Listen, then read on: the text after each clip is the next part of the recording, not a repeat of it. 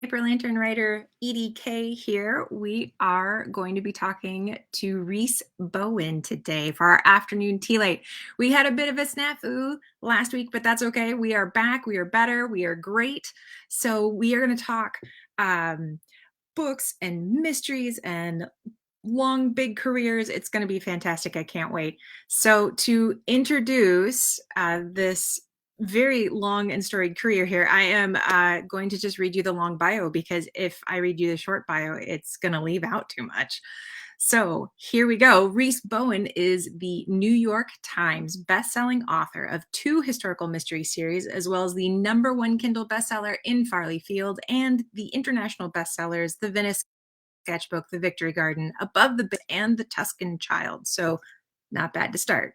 In Farley Field was nominated for the Edgar Award and won the Agatha Award for the Best Historical Mystery, as well as the Macavity and Bruce Alexander Memorial Awards. The Tuscan Child has sold over 500,000 copies to date. Rhys was born in Bath, England, and educated at London University, but now divides her time between California and Arizona. Her books have been nominated for every major mystery award, and she has won 20 of them to date. They have been translated into 22 languages, including Chinese and Arabic. She currently writes 2 historical mystery series, each very different in tone. The Molly Murphy series features an Irish immigrant woman in turn-of-the-century New York City. These books are multi-layered, complex stories with a strong sense of time and place and have won many awards, including Agatha and Anthony. There are 17 books so far in the series, 17, plus 3 Kindle stories, the Amersham Rubies, Through the Window, and The Face in the Mirror. A great way to introduce new readers to Molly's spunky personality. And then there is Lady Georgie, Rhys's latest and very popular heroine. She is 35th in line to the throne of England, but she's flat broke and struggling to survive in the Great Depression. These books are lighter and funnier than Molly's adventures, and they poke gentle fun at the British class system, about which Rhys knows quite a bit, having married into an upper-class family rather like Georgie's, with cousins with silly nicknames, family ghosts, and stately homes. The 15th book in the series, 15th, God Yes Rest Ye Royal Gentlemen, was published in October 2021. 3 books in the series have won the Agatha Award for Best Historical Mystery. The series received the Reader's Choice Award for Favorite Mystery Series, and Rhys was nominated for Career Achievement. It was also voted one of Goodreads' top 10 cozy mysteries. Her most recent achievement has been the big historical standalone novels Above the Bay of Angels, In Farley Field, The Victory Garden, and The Tuscan Child. They have enjoyed impressive sales worldwide and brought Rhys many new readers, and her latest standalone, The Venice Sketchbook, was published in 2021. As a child, Rhys spent time with relatives in Wales, and those childhood experiences colored her first mystery series about Constable Evans in the mountains of Snowdonia. She wrote 10 books in the series, including the Edgar nominee Evans Gate. She has lived in England, Germany, and Australia, but has called California her home for many years. She now escapes to a condo in Arizona during those cold California winters. And when she's not writing, she loves to travel, sing, hike, paint, play the Celtic harp, and spoil her children. Or spoil her grandchildren, sorry. So please welcome Rhys Bowen. Hello. Hi, how are you? Very good. How are you doing? I'm hanging in there. As my husband says, when people ask him, how are you? He says, well, I'm still here, which is what we all feel at the moment. It's true. I gotta say, pandemic times has definitely changed the way we feel about a lot of things. Yeah, yeah. I always think of the Saturday Night Live sketch from a long, long time ago called Lowered Expectations. That's what I feel like a lot of the time. Yeah, yeah. You know, when it's exciting that you do a trip from the laundry room to the bedroom, you know, and that's your excitement for the day. It's true. It's true. Well, so I am so excited to talk about all of these very long running series that you have. You have written so many books in the same series, and that's really impressive. How do you keep going when you have these same characters over and over again? Well, you know, writing a series in many ways is really nice because each time you go back, you have so many givens. It's like going back to a high school reunion each time. You know how the characters are going to react. You know your way around their little world. And so a lot of things are easy when you start.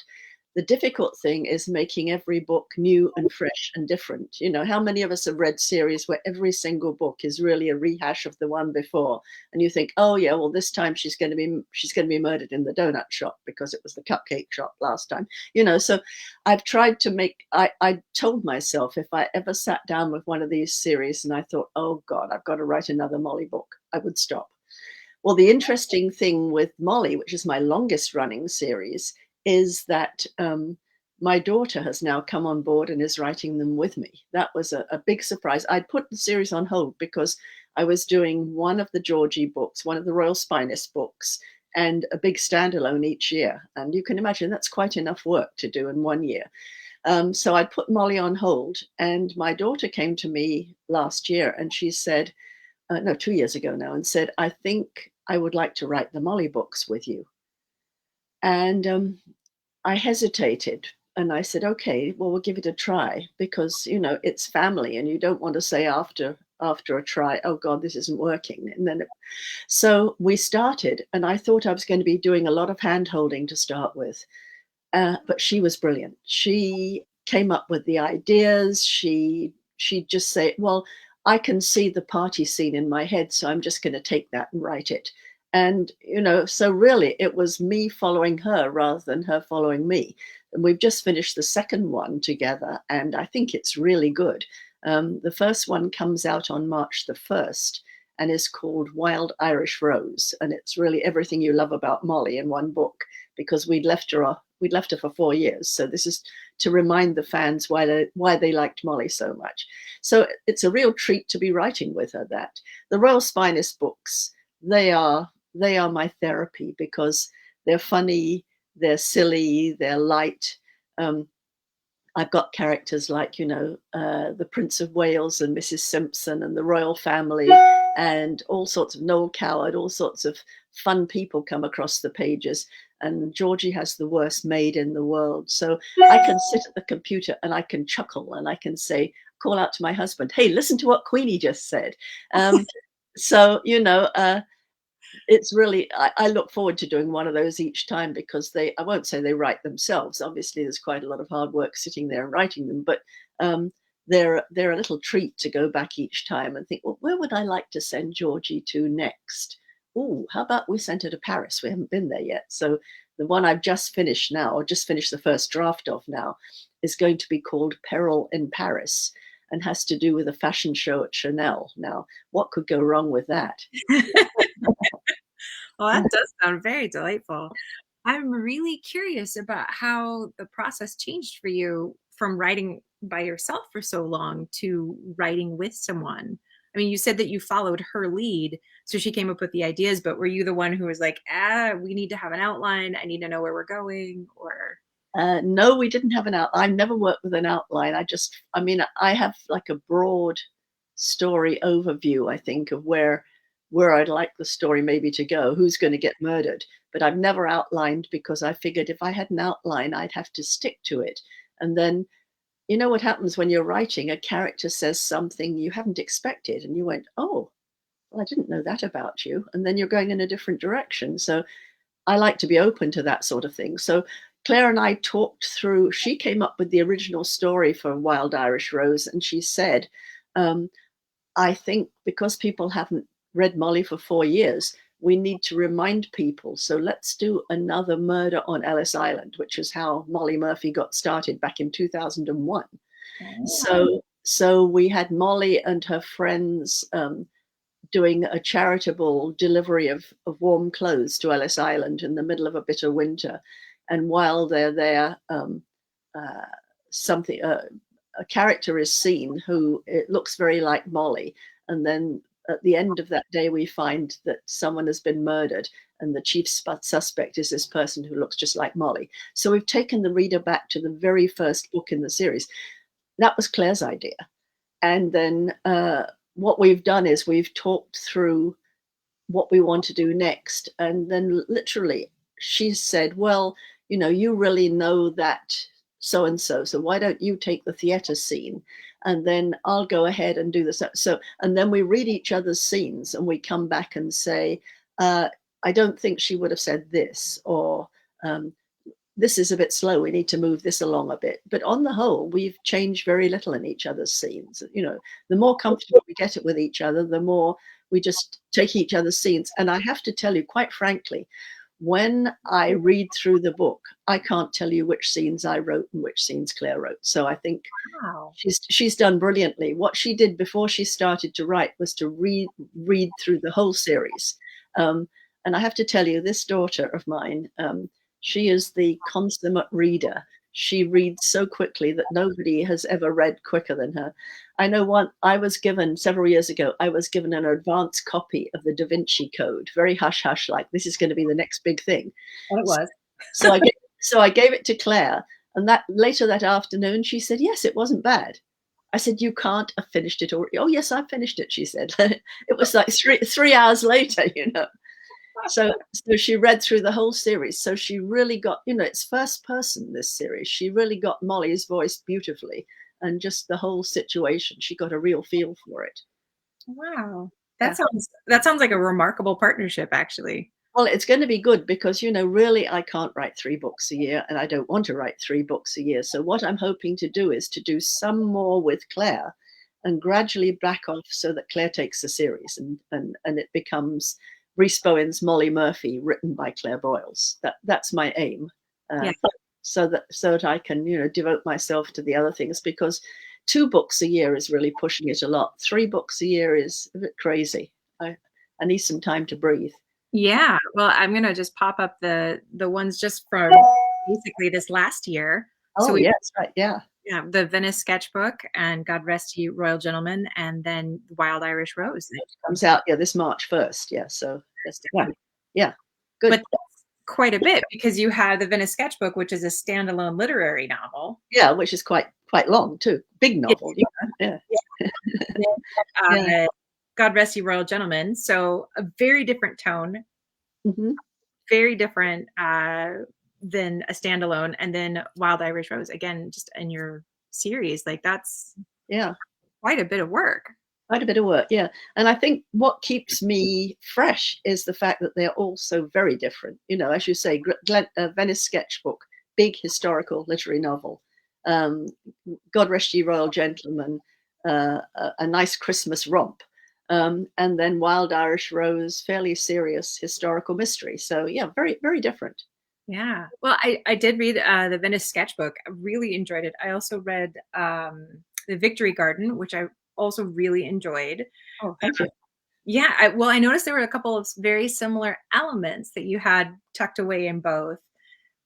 So again, there's usually an upper class girl who is, I mean, upper class, but not, you know, Not obscene. rich. Not rich. No. Yeah. Does well, but not aristocracy, not. Yeah. Yeah. Yeah. So I thought that was kind of interesting. In your bio, it also says that you married into a family that's a bit of the upper crust. So I'm kind of curious, is that where that comes from, or is that your own background, or? Well, I suppose my own background was professional class, upper middle class. My father ran a factory. My mother was a school principal. So, um, but a lot of my friends were really upper class. You know, one of my friends, her brother dated Princess Anne. So, you know, that sort of, um, I was familiar with that. And then, of course, John's family goes back to the year 800, and has some lovely stately homes. And his grandmother was born and was married at Sutton Place, which is the most gorgeous country house in England. And our daughter was taken around it, and she said, "And how come we gave this up?" Yeah, so you know, all those houses got sold eventually. What used to happen and still happens in England is there's a thing called death duties, which is an estate tax. And so if you own a property worth 3 million and the person who owns it dies, they then tax it on the value of that property. Well, lots of people can't come up with a lot of money. Yeah. They can't come up with $1 million, so they have to sell it, and that's what happened in the case of Sutton Place. It was bought, and eventually it was bought by Paul Getty, who lived in it for many years. But John's family has so many characters in it that have become part of my books because, the older people, when I first married him, would sit there and go, "Oh, do you remember that joke we played on the butler?" And oh, this is good stuff. Write it down. So, um, and he has cousins with really silly nicknames. One of my very dear cousins is called Puff. Um, Now her name's really Lady Virginia, but she's Puff, and they all have Puff and Dude, and there was a Fig. I've used Fig shamelessly because I like it so much, um, and um, and so everybody talks about people like that. And someone asked me in one of these interviews, "Why do you think it is the upper class give these silly nicknames?" And I said, well, first of all, they probably have very long names to start with. We have in our family, we have Victoria Alexandra, and so people like that. But I think also it's the whole case in England in the class system. It's them and us. If you're an insider, someone's nickname is Puff and you call them Puff. If you're an outsider, you call them Lady Virginia. So, that's the big difference. I think, the English upper class have always made it very clear who is outside and who is not. Mm-hmm. Well, that's one of the things I've always been fascinated about with slang, the use of slang, because I mean, we still do it everywhere in the world. It's Yeah. a way to code and keep outsiders out and insiders in. Yeah, absolutely. And the British upper class has always had a language that differentiate. You know it instantly by what words people use, whether they are one of us or not. And so, several years ago, William and Kate almost broke up because her mother had used the word toilet. Now, toilet is a word that instantly says you are lower class. The upper class call it a lavatory. And so by using the word toilet, she had shown herself to be not one of us. It was huge. It was a double page headline in the newspaper said toilet gate. And it nearly broke up William and Kate. Thank God they were strong enough to come through it. But it shows how much things like that matter in England still. I mean, we've been through 2 world wars. We've been through loads of social upheavals. And the upper class still really believe that God created them and then he rested. So I find it, the thing is, if I'd lived in England, if we'd still lived in England, I wouldn't have noticed any of this. It would have been so normal that I never would have questioned it. But living in California and going over to England on vacations, I'm an outsider, so therefore I notice all these silly things. We were at a sherry party in the Cotswolds, which is a very snooty area of England, and the hostess said, "My dears, you will never believe who's just bought that house across the valley." And everybody leaned closer and said, "Oh, do tell." And she said, "My dears, he's a grocer." And it wouldn't have mattered if he'd owned Safeway. To that group, he was a grocer and therefore not one of us. And I found that quite fascinating. Oh, that is really interesting. Yeah. Oh, and especially the difference as California is known as one of the more relaxed states Yeah. in the United States. We are a little more casual, not quite as casual as Alaska, because I've lived there too. That's a little more casual, but California is pretty darn casual. Well, I think always America was founded on the fact, really, that anybody can come and make something of themselves, and that's still, if you start from a very humble beginnings, and you're Bill Gates and you invent Microsoft in your garage, you are now an important person, and nobody says, "Oh, well, Bill Gates only lived in a garage to start with. Let's not talk to him." It's not like that here. That's true. There may be on the East Coast a little bit of old money still, Philadelphia, New England, but not much. It's pretty much anybody who achieves, you say good for them. Yeah, there is. Yeah, we definitely have it. There is I will say I have experienced some classism in our American societies, but it is much more subtle, and Yeah, it's not as formal of a push yeah, out. yeah, yeah. Yeah, ours is different. Yeah, And we are better if you can hide it, then yeah, yeah, yeah. although nothing as obvious as the word toilet. So we're more forgiving there. Well, that's really fascinating. So if I can ask, what brought you to the United States? That same husband did. I was in England. I was working for the BBC in drama, BBC drama in London, and I got lured down to work for Australian broadcasting.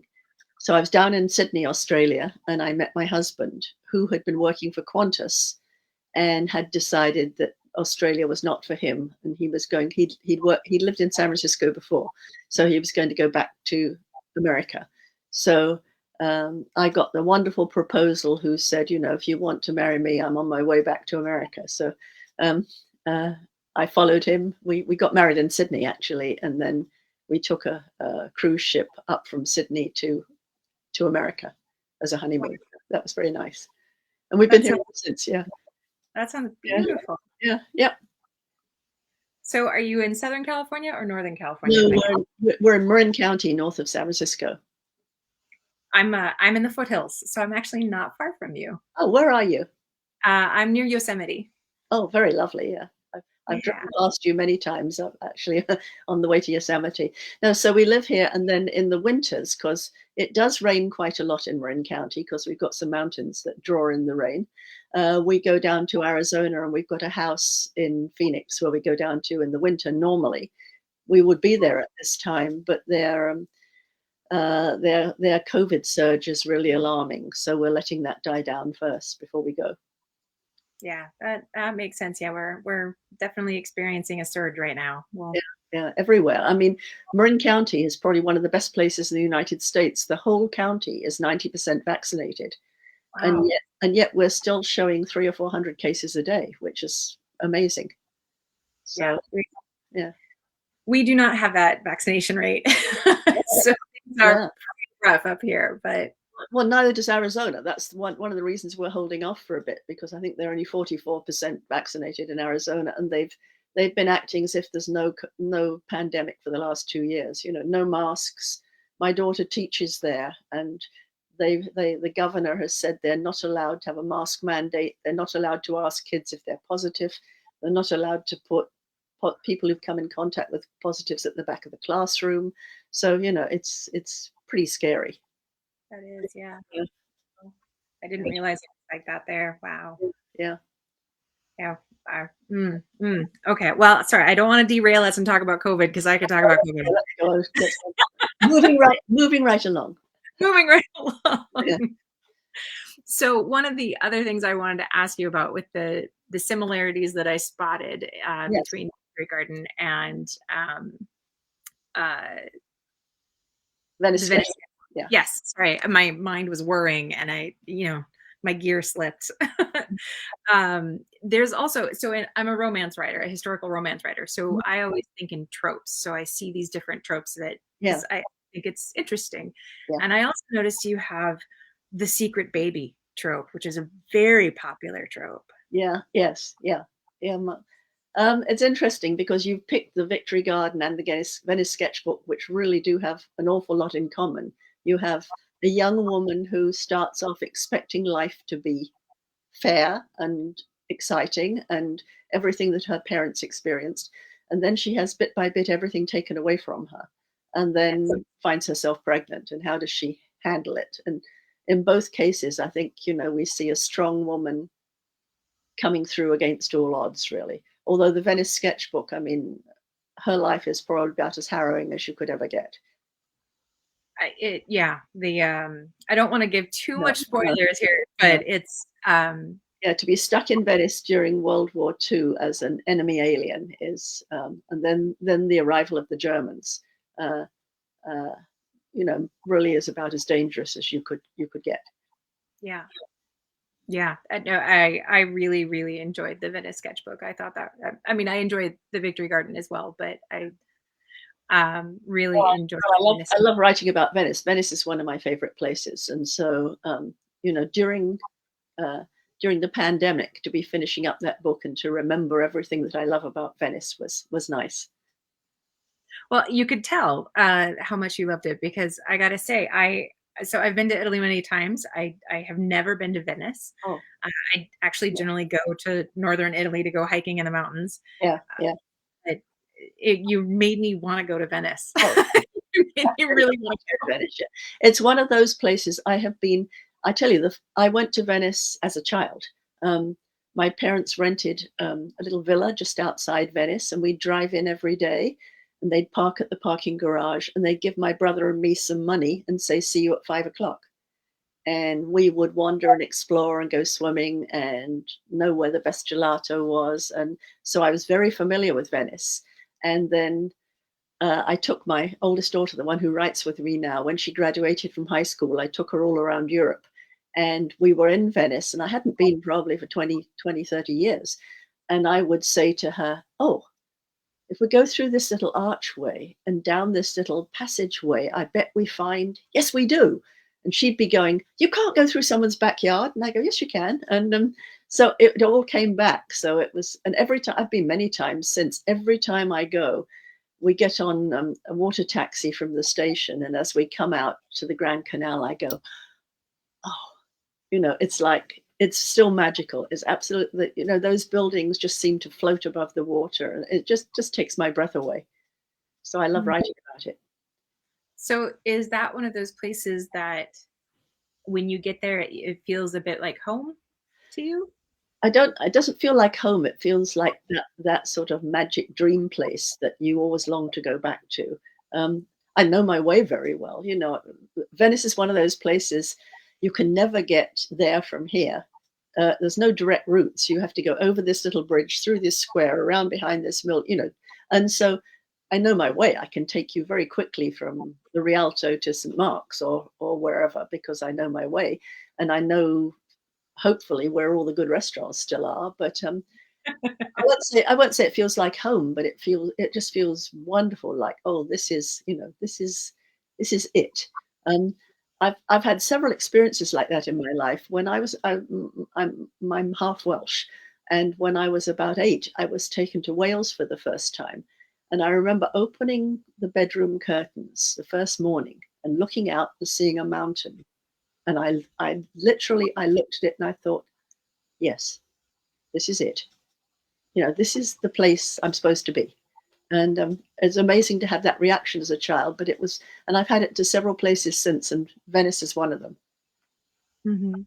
I've had that reaction, which is why I asked. Yeah, yeah, That's how I feel when I get to the mountains, yeah, the yeah, border of Austria and Italy. That feels yeah, like yeah. Do you go through the Dolomites, or where do you go? it's just it's a little bit east of the Dolomites. It's right. It, I mean, I hiked the Austrian border every time. That's like the first hike because it's a mile away. Okay, And yeah. it's a tiny town called Riva de Torres, and Oh, it's uh, in the mountains. It's so small, hmm. uh, and there's a town below Campo de Torres. It's near Brunico, Oh, yeah. Okay. Yeah, so yeah. yeah. So We've driven over the Arlberg Pass several times, down to Bolzano. That mhm, yeah, yeah. It's very close to Bolzano. Yeah. yeah, So it's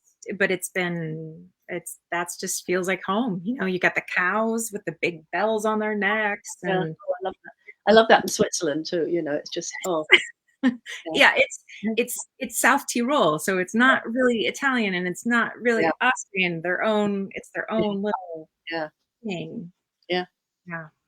Yeah, but I know what you mean when you walk into a place and you're just like, oh, Yeah, I know. Yeah, it takes your breath away. I mean, when you read, "Oh, it took my breath away," these places really do, don't they? You just go, you know, yeah, wonderful.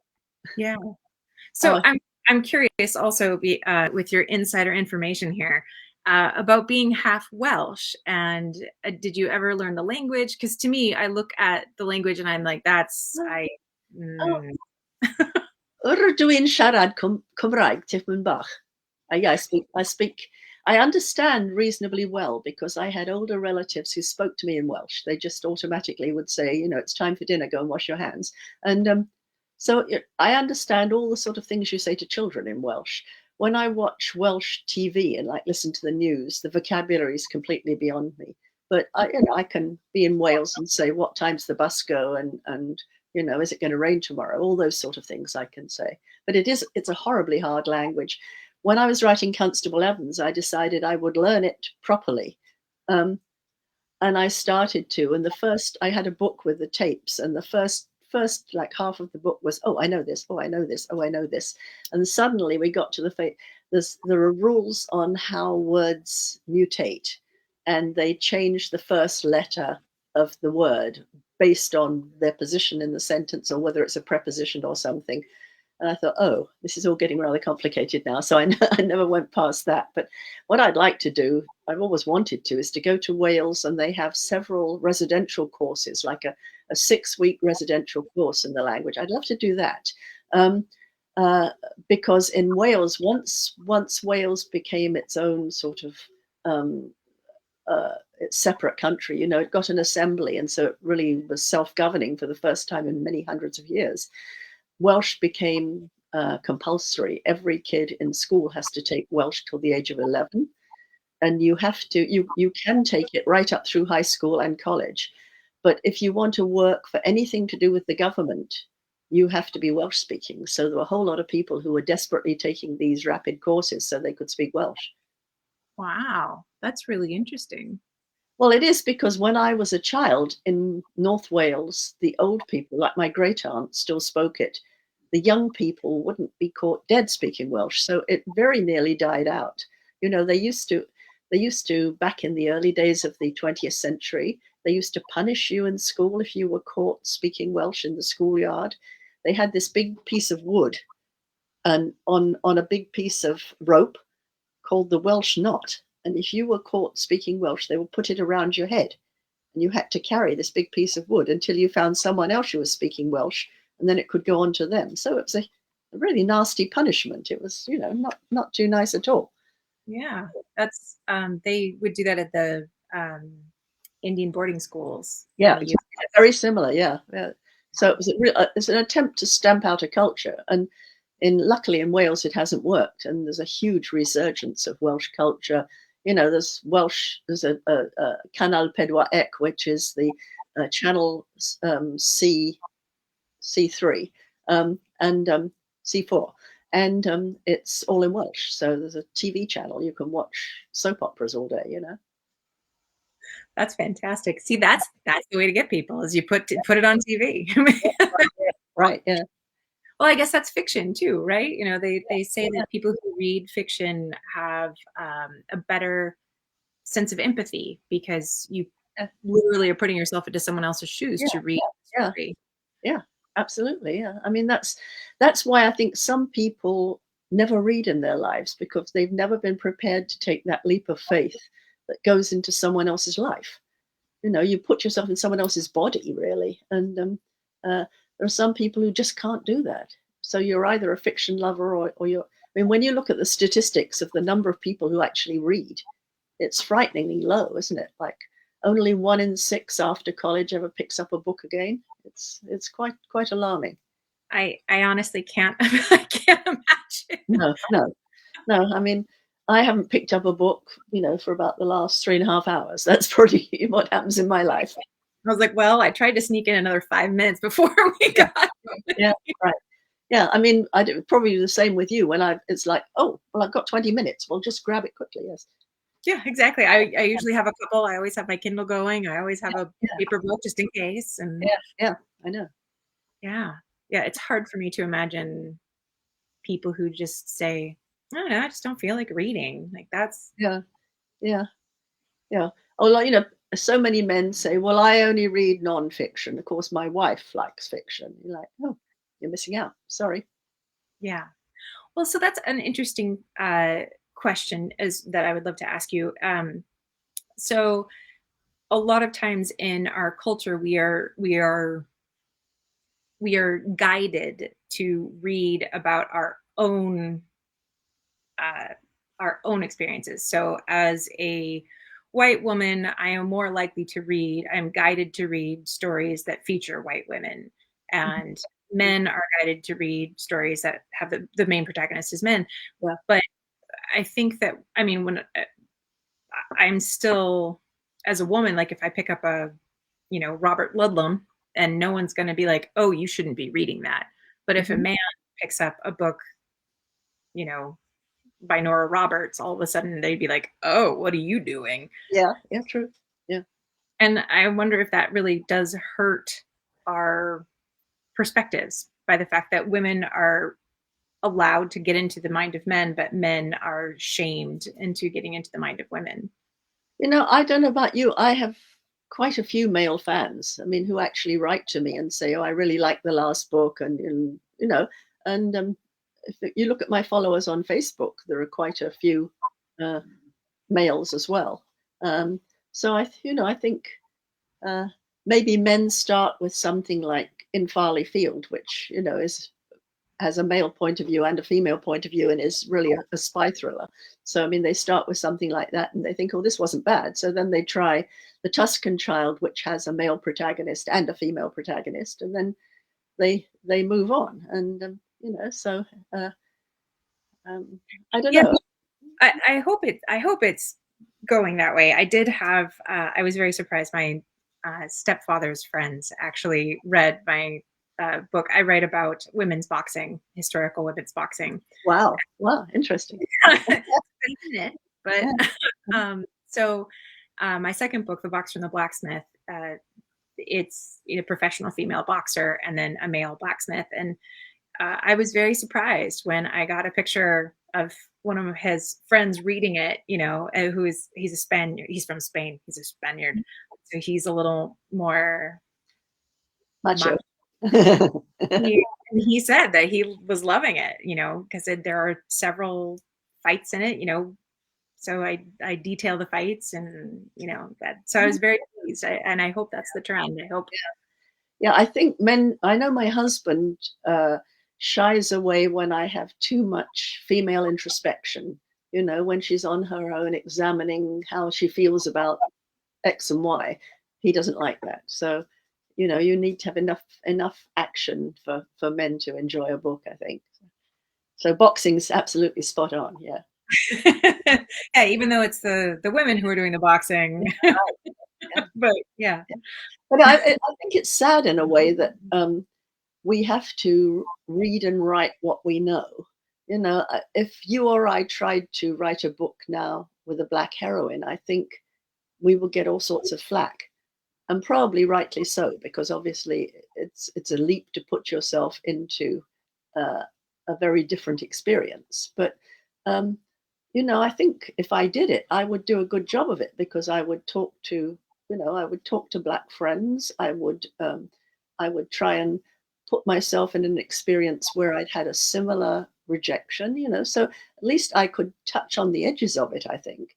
But now we're so sensitive about not offending anybody that I don't know about you, my editors go through after a book and like the latest one. Uh, which one was it? It was, oh yeah, the latest Molly Murphy, the one that's coming out in March.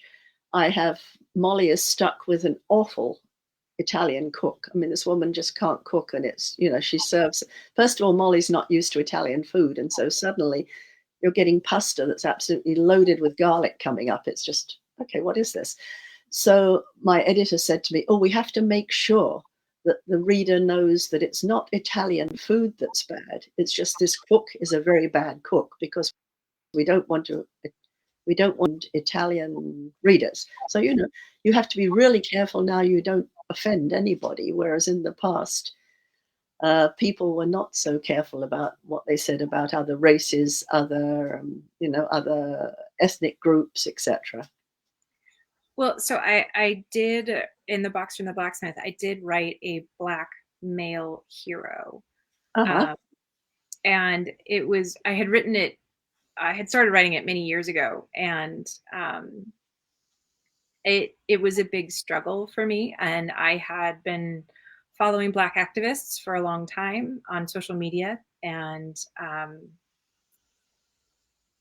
I didn't know if it was the right thing to do or not. I had two different sensitivity readers to review it and had long conversations with each of them.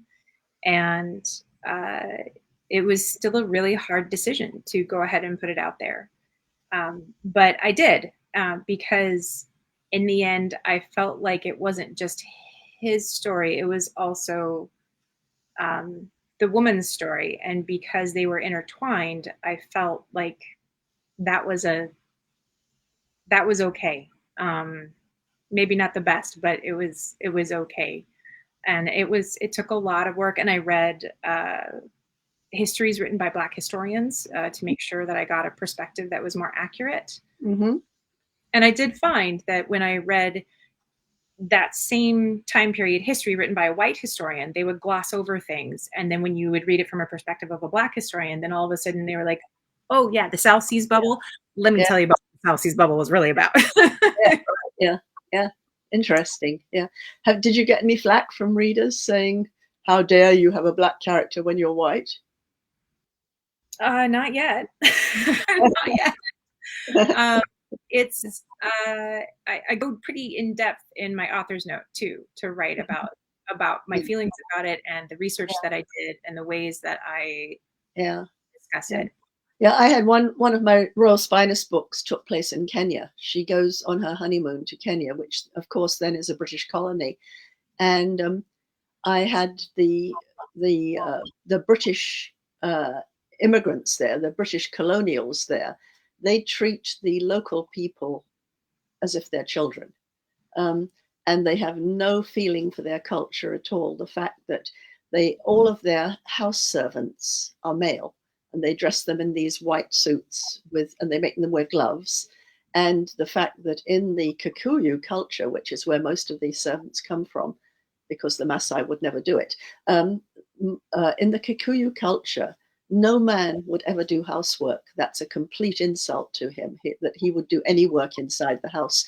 And so, in fact, you're emasculating all of these men. And the colonials don't even realize this. They think we're giving these people jobs and paying them, aren't we good?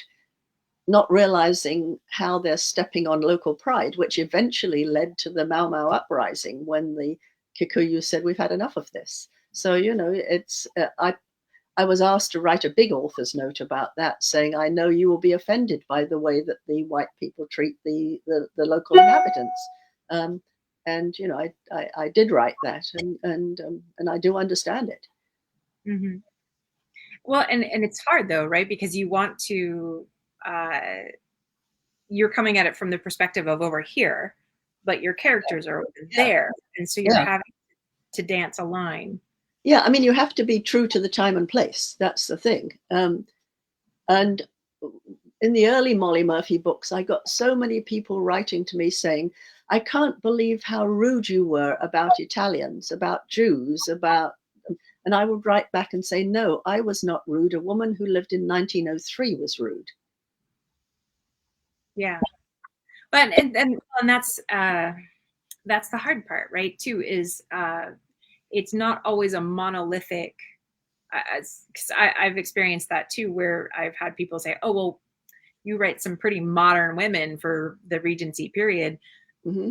My response is always, "I can tell you the names of some of these female boxers that were actually there. They Yeah. actually did these things. This is a fight, round for round. This is how Yeah. it fought." Yeah. Because it's not a monolith. Those No. attitudes are not a monolith. So to show the different attitudes is sometimes. Also, there have always been strong women, and there have always been women who've been outspoken, and women have not been always these submissive. Oh, Mr. So and so. It. Some women always spoke their minds. Mm-hmm. Well, I mean, you get that with, Jane Austen writing Elizabeth Bennet, Yeah. Oh, yeah. because she was writing contemporary, Yeah. at the Yeah. time. Yeah. And Elizabeth Bennet it has some words. Yeah. Oh, yeah. Yeah. Yes. So yeah, I agree. Not Well, always. Jane herself, if you read her letters and things, she was a very outspoken uh, woman. Unfortunately, society didn't allow her to become more visible at the time because, she was living in sort of fairly small country settings. But No, she was quite cutting in her wit about what she saw. Mm-hmm.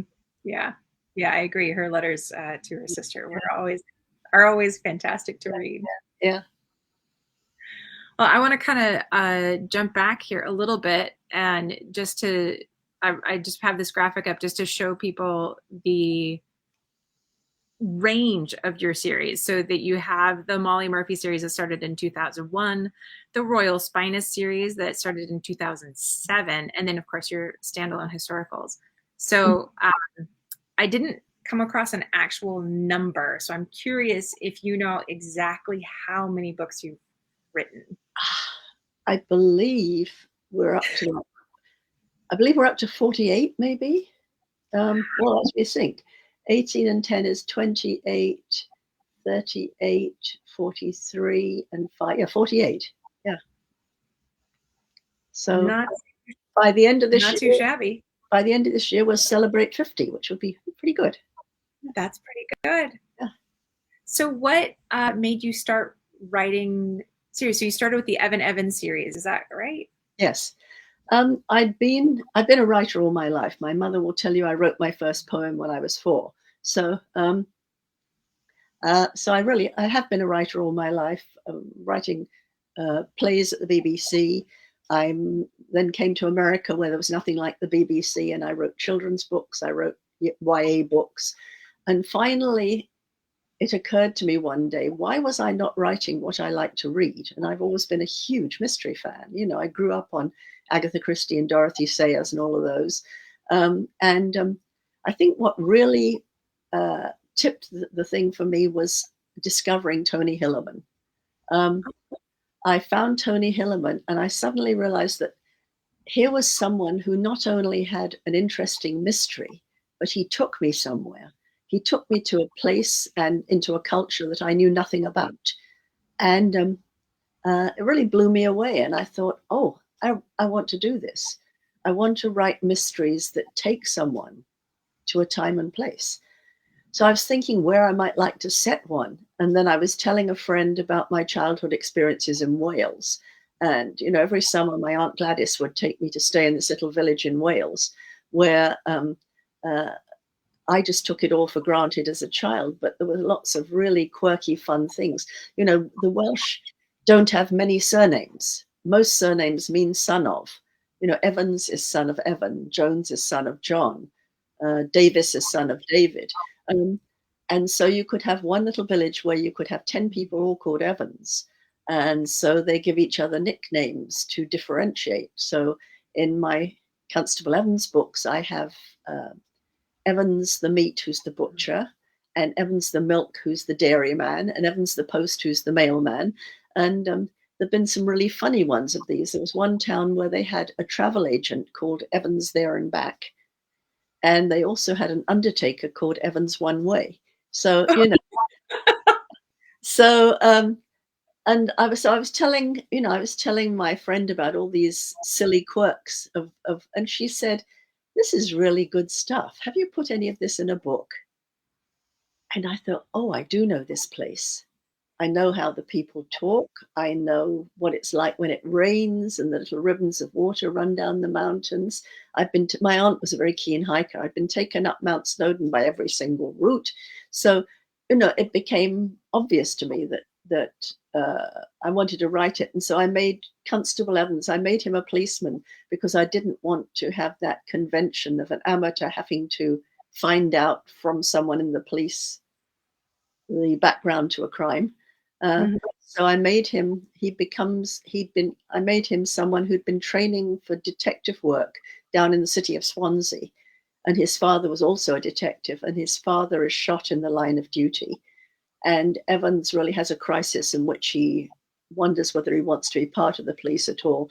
So he retreats to where he'd grown up, which is in the mountains of Snowdonia, and becomes a sort of community policeman. But it's not long when he's up there before a body is found on top of Mount Snowdon, and then the series takes off from there. Well, that sounds fantastic. Well, we were coming up on our time here. So I will let you go, but it has been wonderful to chat with you. Really nice. And the hour has gone really quickly, hasn't it? I'm always surprised when that happens. Yeah. Yeah, no, I've had a wonderful time. I could actually ask you questions and Yeah. sit here and listen all day. Quite Yeah. frankly. But I got to go. I got a book to write. It's when you do two and a bit books a year, it's always like you can't take a whole day off. You can take 3 hours off, and that's it. And so I'll be back to writing in 10 minutes from now. Oh wow. Yeah. Wow, you just kind Yeah. of power through. It's a powerhouse move right there. Right. All right.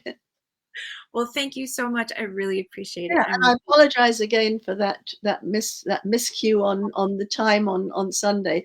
As I say, I do about 3 or 4 of these a week, and it just stuck in my head. Oh, 4 o'clock, and then I went to log on, like it says it's already over. How can that? Oh, so Well, so yeah, I apologize I if I left didn't. myself a big piece of paper beside my bed this morning that said 10 o'clock Zoom. So I could not miss it anymore.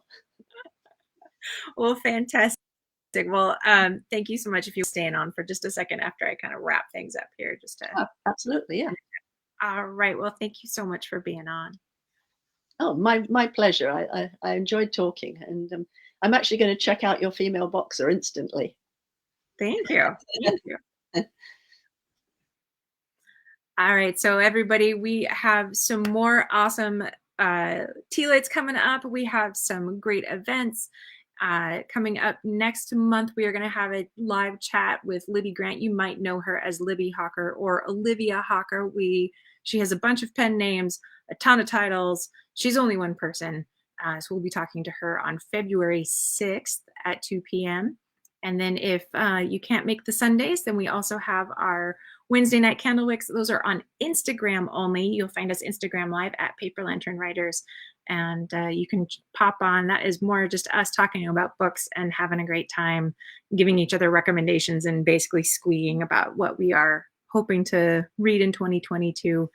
And I will see you next time.